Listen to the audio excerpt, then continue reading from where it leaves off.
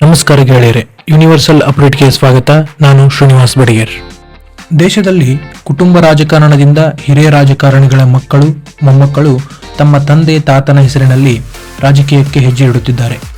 ಇನ್ನೊಂದೆಡೆ 2011 world cup ಗೆದ್ದ ವರ್ಷ ಜನಿಸಿದ ಒಬ್ಬ ಹುಡುಗ ಈಗ ತನ್ನ ಸ್ವಂತ ಪ್ರತಿಭೆಯಿಂದ ಜಗತ್ತನ್ನೇ ಹುಬ್ಬೇರಿಸುವ ಹಾಗೆ ಮಾಡುತ್ತಿದ್ದಾನೆ. ಆ ಹುಡುಗನ ಹೆಸರೇ ವೈಭವ್ ಸೂರ್ಯವಂಶಿ. ಮೊನ್ನೆ ನಡೆದ ಅಂಡರ್-19 ವರ್ಲ್ಡ್ ಕಪ್ನಲ್ಲಿ ಅತ್ಯುತ್ತಮ ಪ್ರದರ್ಶನ ನೀಡಿ ಈಗ ಐಪಿಎಲ್ನಲ್ಲಿ ದಿಗ್ಗಜ ಬೌಲರ್ಗಳ ಬೆವರಿಳಿಸುತ್ತಿದ್ದಾನೆ. ಐಪಿಎಲ್ನಲ್ಲಿ ಈ ಹುಡುಗ ಮಿಂಚುತ್ತಿದ್ದರೆ, ಇನ್ನೊಬ್ಬ ಹುಡುಗ ಐಪಿಎಲ್ಗೆ 2021ರಲ್ಲಿ ಮೊದಲ ಬಾರಿಗೆ ಆಯ್ಕೆಯಾದರೂ 2023ರಲ್ಲಿ ಮುಂಬೈ ಇಂಡಿಯನ್ಸ್ ಪರ ಮೊದಲ ಪಂದ್ಯ ಡೆಬ್ಯೂ ಮಾಡಿದನು.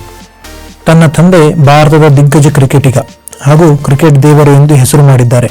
ತಂದೆ ಹೆಸರಿನಲ್ಲಿ ಬೆಳೆಯುವುದು ಬೇಡ, ನಾನು ತನ್ನ ಸ್ವಂತ ಪ್ರತಿಭೆಯಿಂದ ಬೆಳೆಯುತ್ತೇನೆ ಎಂದು ಅವಕಾಶಕ್ಕಾಗಿ ಕಾಯುತ್ತಿದ್ದಾನೆ. ನಿಮಗೆ ಈಗ ಗೊತ್ತಾಗಿರಬಹುದು, ಆ ಹುಡುಗ ಬೇರ್ಯಾರೂ ಅಲ್ಲ, ಕ್ರಿಕೆಟ್ ಲೋಕದ ದಿಗ್ಗಜ ಕ್ರಿಕೆಟ್ ದೇವರು ಸಚಿನ್ ತೆಂಡೂಲ್ಕರ್ ಮಗ ಅರ್ಜುನ್ ತೆಂಡೂಲ್ಕರ್ ಅಂತ. ಇವರಿಗೆ ಮುಂಬೈ ರಣಜಿ ತಂಡದಲ್ಲಿ ಅವಕಾಶ ಸಿಗದಿದ್ದರೂ ಗೋವಾ ತಂಡದಲ್ಲಿ ಕಾಣಿಸಿಕೊಂಡಿದ್ದರು. ಈಗ 2026ರ ಐಪಿಎಲ್ನಲ್ಲಿ ಲಕ್ನೋ ತಂಡ ಸೇರಿದ ಅರ್ಜುನ್ ಪ್ಲೇಯಿಂಗ್ 11ನಲ್ಲಿ ಸ್ಥಾನ ಸಿಗದೆ ವಾಟರ್ ಬಾಯ್ನ್ ಆಗಿ ಕಾಣಿಸಿಕೊಂಡಿದ್ದಾರೆ. ತನ್ನ ಹತ್ತಿರ ಎಷ್ಟೇ ದುಡ್ಡಿದ್ದರೂ ಕ್ರಿಕೆಟ್ ಮೇಲಿನ ವ್ಯಾಮೋಹ, ದುಡ್ಡು ಮುಖ್ಯವಲ್ಲ, ನನ್ನ ಪ್ರತಿಭೆಯಲ್ಲಿ ನಾನು ಮುಂದುವರಿದು ಸುಧಾರಿಸಿಕೊಂಡು ಒಳ್ಳೆಯ ಕ್ರಿಕೆಟರ್ನಾಗಬೇಕೆನ್ನುವ ಆಸೆ ಅರ್ಜುನ್ನದ್ದು. ಯಾವುದೇ ವ್ಯಕ್ತಿಗೆ ಅವಕಾಶ ಸಿಕ್ಕರೆ ತಾನೇ ತನ್ನ ಪ್ರತಿಭೆಯನ್ನು ಹೊರಜಗತ್ತಿಗೆ ತೋರಿಸಿಕೊಳ್ಳಲು ಸಾಧ್ಯವಾಗುವುದು. ಹಾಗೆ ನೋಡಿದರೆ ಅರ್ಜುನ್ಗೆ ಅವಕಾಶಗಳು ಸಿಕ್ಕಿದ್ದೇ ಕಡಿಮೆ.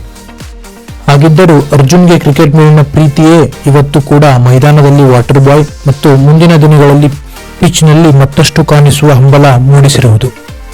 ಅರ್ಜುನ್ ತಂದೆ ಸಚಿನ್ ತೆಂಡೂಲ್ಕರ್ ಕೂಡ ತನ್ನ ಮಗ ಈ ತರ ವಾಟರ್ ಬಾಯ್ನಾಗಿ ಮೈದಾನದ ಸುತ್ತ ಓಡಾಡುವುದನ್ನು ಅವಮಾನ ಎಂದುಕೊಂಡಿಲ್ಲ. ಅದಕ್ಕೆ ತಾನೇ ಕ್ರಿಕೆಟ್ ಪ್ರೇಮಿಗಳಿಗೆ ಸಚಿನ್ ಅಷ್ಟು ಇಷ್ಟ ಆಗೋದು. ಅರ್ಜುನ್ನ ಈ ಕಠಿಣ ಪರಿಶ್ರಮಕ್ಕೆ ಮತ್ತು ಕ್ರಿಕೆಟ್ ಮೇಲಿನ ವ್ಯಾಮೋಹಕ್ಕೆ ಒಳ್ಳೆಯ ಫಲಿತಾಂಶ ಸಿಗಲಿ ಎಂದು ಹೇಳುತ್ತಾ, ಹೀಗೆ ಮತ್ತಷ್ಟು ವಿಡಿಯೋಗಳಿಗಾಗಿ ನಮ್ಮ ಚಾನೆಲ್ ಅನ್ನು ಸಬ್ಸ್ಕ್ರೈಬ್ ಮಾಡಿ, ಲೈಕ್ ಮಾಡಿ ಮತ್ತು ಶೇರ್ ಮಾಡಿ, ಸಪೋರ್ಟ್ ಮಾಡಿ. ನಮಸ್ಕಾರ.